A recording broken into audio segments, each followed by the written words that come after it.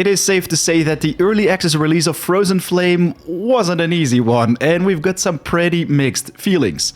At the time of this recording, we sit at a 61 positive review rate out of the almost 1,000 user reviews.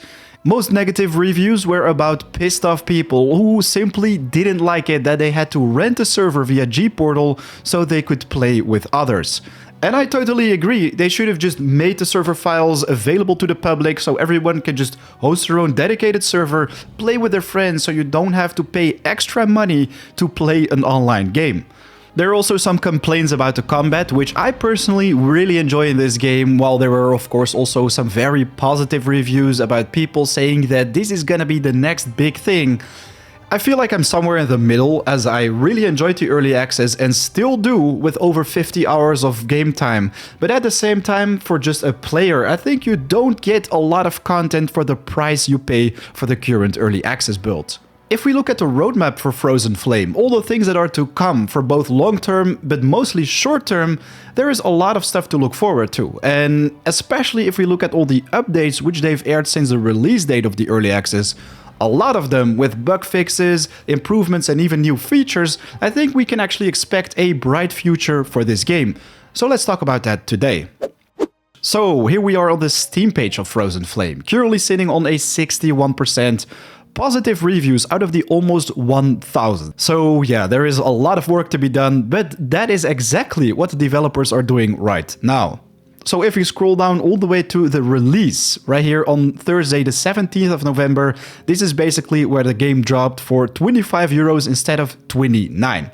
With its current price of $29.99, I think it's a pretty pricey game, even with a 15% discount. I mean, let's be honest, the starting area will take about 1 to 2 hours of game time. We are just going through the campaign, while the second area will take a couple more hours, and I think you can see everything in like 5 to 10. But like I said, they're working on a lot of new content for the game. The roadmap looks very promising, even for the short-term content which they're gonna release seems to be a lot, but of course that doesn't justify the current price tag.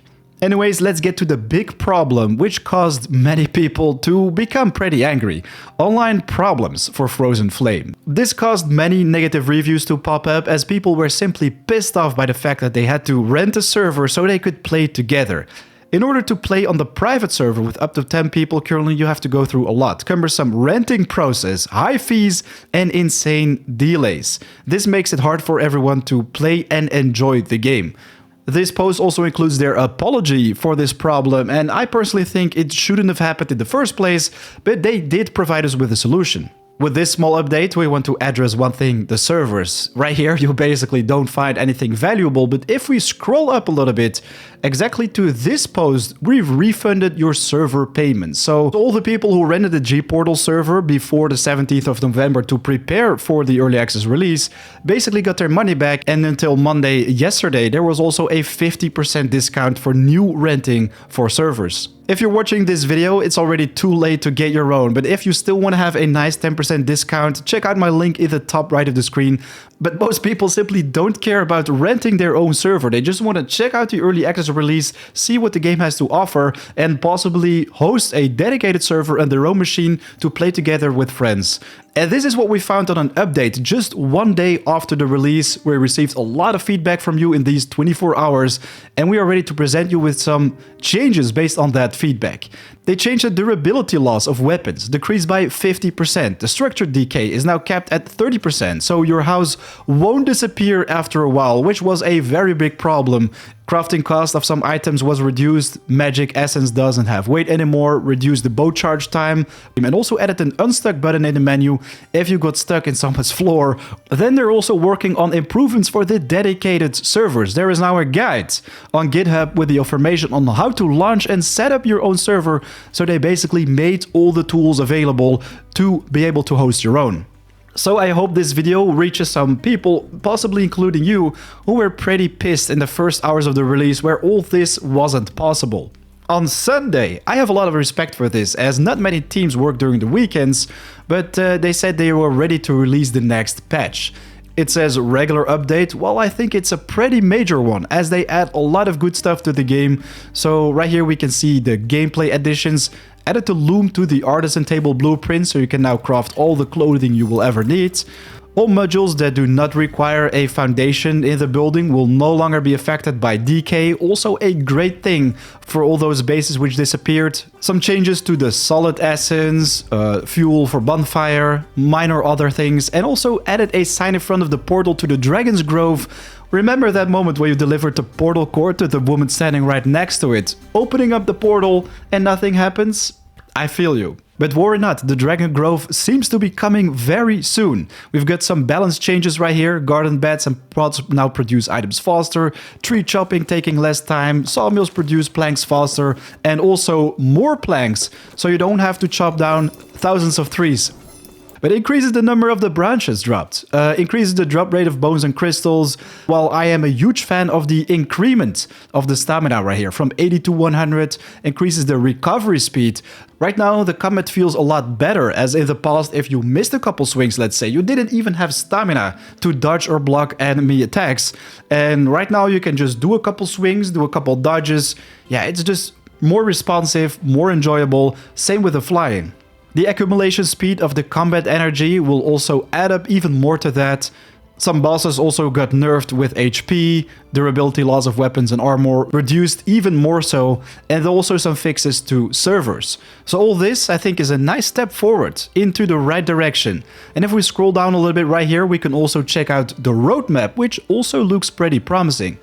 We first have Stage 1, the Dragon's Grove, the area which is still a work in progress, that's why we weren't able to use the portal, but it seems that this bad boy is gonna be released in December. Early December, we're gonna have a Winter Island, a Christmas event, festive decorations, an emotion menu, but also balance polishing, localization polishing, and gamepad control polishing. So that's all pretty good news, while in the end of the month, we can expect a new biome, the Dragon's Grove, with a new campaign for Chapter 2, a field boss with new idol keepers, new NPCs, quests and trade items, iron weapons and armor, so we can start gathering iron to repair the bracelets which are already in the game, but also stone buildings.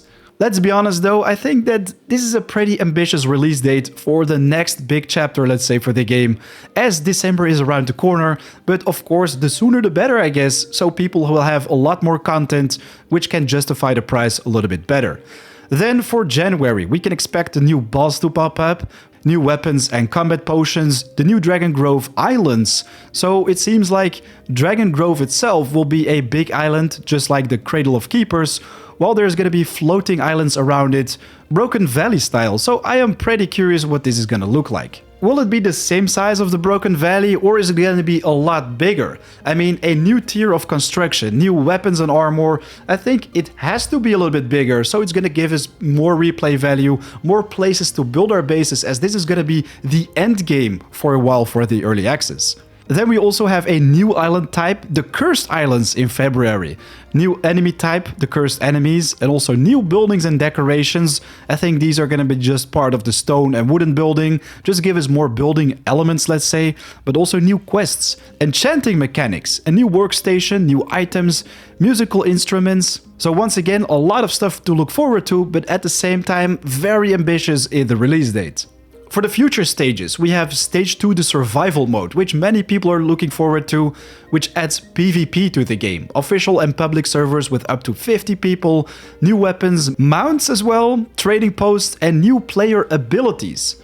So if you've purchased Frozen Flame for PvP, want to be in a competitive environment, this I think is where the multiplayer really starts to become interesting, as you'll be able to fight other people, you can trade with other people, you can walk around with a mount. But unfortunately, we don't have a release date for this yet, so I think many people are just gonna wait until it does get released. If you want to stay up to date, you can always join the Discord or subscribe, as I will let you know when this update drops. But on Stage 3, we also have the Ghost Woods, a new biome, also a new boss, new campaign for Chapter 3, new NPCs, quests, chitin armor and weapons. On Stage 4, the Ice Citadel. Once again, a new biome, new boss, new weapons and armor, new location. And this also adds a final boss, the Faceless. So then we will have the Cradle of Keepers, the Broken Valley, the Dragon's Grove, the Cursed Islands, the Ghost Woods, and also the Frozen Land. So 6 biomes in total. I actually thought I saw more portals in the Portal Hub or the Sanctuary of Kronos. Who knows, this is gonna be part of the game after the full release, or maybe it's gonna be part of DLC. Let's not talk about DLC yet, but I'd love to hear your thoughts. What do you think about everything they have on their roadmap? What do you think of all the improvements, all the additions so far? On Monday, they dropped another update, by the way, which I quickly want to talk about, which addressed the flight setting. So right now, you won't be able to fly inside the energy barriers, and this is something which was basically missing in the early access. I think it's very balanced right now, as you weren't supposed to be able to fly in the Cradle of Keepers, as it was just way too easy to reach secrets otherwise pretty difficult or challenging to get to. They also made some changes to encumbrance, making it easier for you to walk around with a heavy backpack, let's say, no longer slowing you down, but you won't be able to sprint. However, if you carry too much, you will face some limitations. They also added a guide on how to customize local play if you don't play on a dedicated server, and fixed a couple more bugs right here. So you can tell that the developers are working hard to right their wrongs. They made a lot of updates and improvements to the game since the release date, and maybe it's too late for some people who already said like, no, the first impression was bad, I'm just gonna leave this for now. But as you can see with the roadmap, it seems like we can actually expect a bright future for it. Some of the ambitious release dates, in my opinion, are a little bit unrealistic, but who knows? They already have a lot of things in store for us, which are like almost finished and just have to be polished a little bit. I think that would be very nice, so the price can be a little bit more justified, because right now I feel like the early access doesn't have a lot to offer. I love to hear what you think about the current size of the game, about the roadmap, about the changes they've already implemented and added. Ladies and gentlemen, a big thanks for watching. Hit that like button if you thought this video was helpful. Anyways, right now it's 4 AM out. I want to wish you an awesome day. I'll see you in the next one. Peace.